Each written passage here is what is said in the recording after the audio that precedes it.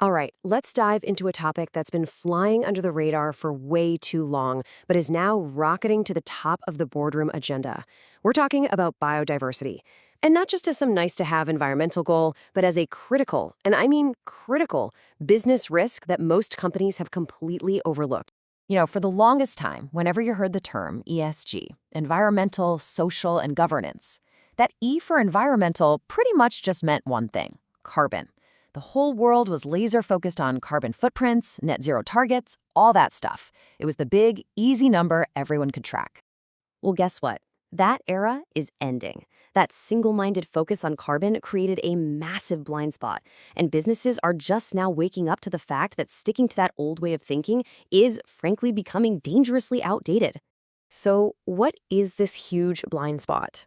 It's the simple fact that our traditional ESG models, well, they were never really built to handle the sheer complexity of the natural world. And this slide just lays it out so clearly. Think about it. Traditional metrics like carbon emissions are easy, right? They're standardized. A ton of carbon is a ton of carbon. Doesn't matter if it's in Tokyo or Toronto. But biodiversity risk? Whoa, it's a completely different beast. It is hyperlocal. It is completely dependent on a specific ecosystem. It's all interconnected. An agribusiness's risk in the Amazon is nothing like a tech company's water risk in California. You just can't compare them with a simple number. So what happened?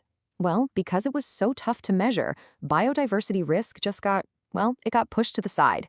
It became a PR thing, a few pretty pictures of forests in the annual report, instead of being treated as a core strategic threat to the business itself.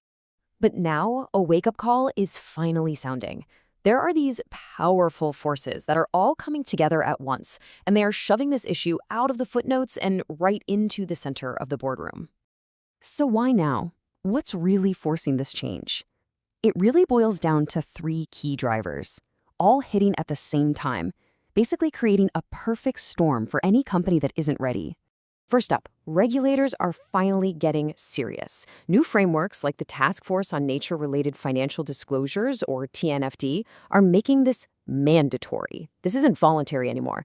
Second, investors are waking up. Big asset managers now get that destroying nature directly threatens the long-term value of their portfolios.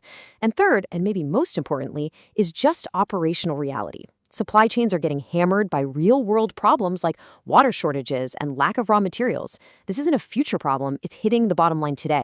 Okay, so this new world demands a completely new capability.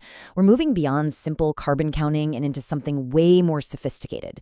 We're talking about the rise of nature intelligence. So what is nature intelligence? It's all about connecting the dots. It's about taking things like geospatial satellite data, mixing it with real environmental science, and plugging it into your business analytics. The goal? To pinpoint the exact spots where your business is exposed to nature risk, and, this is the key part, to actually simulate what it would cost you in dollars and cents if that ecosystem failed. So what does that actually look like in practice? It's a pretty logical three-step process. First, you have to map out which specific natural systems your business actually depends on. A certain watershed, a particular forest. Second, you use data to figure out how healthy those systems are. Are they resilient, or are they on the verge of collapse?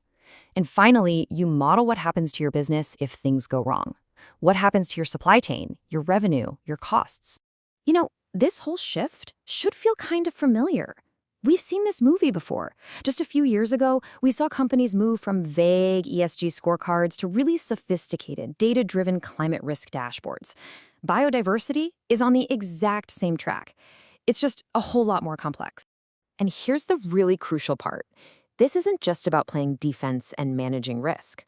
For the companies that get out ahead of this, understanding their connection to nature is becoming a massive source of competitive advantage. Let's make this real with an example. Imagine a global food company. The old carbon-only view just looks at a supplier's emissions or maybe their labor standards. But a nature intelligence view, it reveals something much, much deeper. It shows that your key suppliers are in areas with extreme water stress and rampant deforestation. Suddenly, you can see a massive supply chain disruption coming years in advance. And what do? You don't just report on it, you actually respond strategically. You invest in regenerative agriculture, you find new suppliers. That's a game changer. Okay, so this all brings it back to you. How ready is your organization for the shift? Here are three simple, but incredibly telling questions that every single leader needs to be able to answer right now. First question, which specific ecosystems does your business truly depend on? And I don't mean the environment in some vague sense. I mean, which specific watersheds, which forests, which coastal areas do your operations physically need to function? Okay, second, once you've identified them, how vulnerable are they? Really, what is their current health? Are they stable and resilient, or are they fragile and teetering on the edge of a tipping point? And last, the question that hits the bottom line. If those ecosystems were disrupted, what would the specific, quantifiable impact be on your financial performance? What happens to your revenue, your costs, your entire business model? And let's be really blunt about this. If you and your leadership team can't answer those three questions with hard numbers, with quantitative data, then biodiversity risk is simply not integrated into your strategy. You are flying blind straight into what could be the biggest emerging threat to your business. Because here's the bottom line, the big takeaway from all of this. For hundreds of years, business has treated nature like it was free and infinite, just some externality on a spreadsheet. That world is over. Nature is no longer an externality. It's a core business constraint. And the companies that survive and thrive in the coming years will be the ones who understand this new reality first.